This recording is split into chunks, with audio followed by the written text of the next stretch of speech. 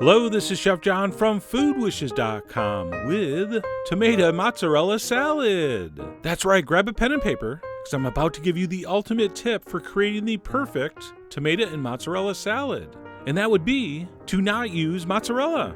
I know, seems a little counterintuitive, but if you want to enjoy what I consider the ultimate tomato mozzarella salad, you're going to want to use this, Burrata, one of my all-time favorite cheeses, but we'll get to that in a second. We're also going to need a beautifully sweet, perfectly vine-ripened tomato, something heirloomish. We're also going to use some sweet basil, of course, and other than some nice flaky sea salt, freshly ground black pepper, and extra virgin olive oil, that's pretty much going to be it. So step one here, let's go ahead and prep our tomato. So we'll go ahead and cut around the top, take the core out, and then I like to slice that little piece of skin off at the bottom. We will not be including that in this stack salad, so just go ahead and eat that piece. And then we're simply going to cut that tomato into some nice, large, thick slices. Okay, something like that. And by the way, pro tip, get a nice serrated knife for slicing tomatoes. It is the best tool. So if you're using a regular knife that's not razor sharp, you're going to be squishing your tomatoes as you cut them, and we don't want squished tomatoes for this. But anyway, we're going to slice that up and move on to the star of the show, the burrata. Mozzarella's way sexier cousin. Oh man, check it out. So I'm going to take a knife here, cut into this so I can show you what's going on.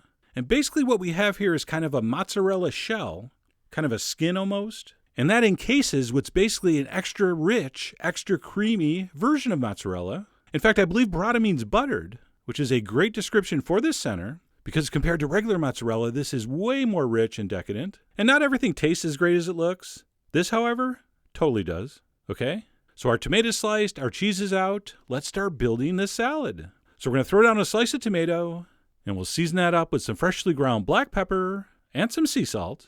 Okay, and be generous. The only way to screw up this salad, besides using mozzarella, would be to under-season the tomato. So a nice big pinch of salt, and then we will spoon over or spread over some of the burrata cheese. And then on top of the cheese, we're going to go ahead and tear off some pieces of basil. I don't want you to chop it. I don't want you to mince it. I don't even want you to chiffonade it. I want you to tear it. And this is going to give us the purest, sweetest, most mild basil flavor. And then last but not least, we're going to drizzle that liberally with olive oil. And of course, you're breaking out the good stuff for this. And that is one layer completed. So we'll go ahead and throw another slice of tomato on that and repeat the whole process. And you'll notice I am using the flaky, large grain sea salt. I think that's what you want to use for the salad. And then, of course, some more cheese. And really, the hardest thing about making this salad is not eating all the burrata as you do it. But be strong. And we'll top that with some more of our torn basil and some more olive oil, of course. And some of you might be thinking, that's a lot of olive oil. Isn't that too much? No, it's not. You need a lot here. And besides, you've heard me say it before, no one's ever gotten fat eating olive oil. Proven medical fact, okay? And then we'll go ahead and throw another slice on there, and we'll simply continue until we're done. And by the way, if you're wondering about using an acid here, we're going to talk about that later. But you certainly can, if you want, be drizzling over a little bit of red wine vinegar or balsamic vinegar as you build this thing up. But I'm not going to. Like I said, I'll explain later. So you're going to go ahead and continue building those layers using the exact same order of ingredients. And as my good friend Drake once said, we started from the bottom, now we're here. We started from the bottom, now the whole tomato is almost here. We did eat a piece. And at that point, we'll finish this off with a small little sprig of basil. And I know, but it's cliche for a reason. And that tomato mozzarella salad is done. And of course, by mozzarella, I mean burrata. But we've gone over that. And while it's almost too beautiful to cut into, we're going to anyway. So I can show you the old cross-section shot. I mean, look how perfectly that came out, and I was barely trying.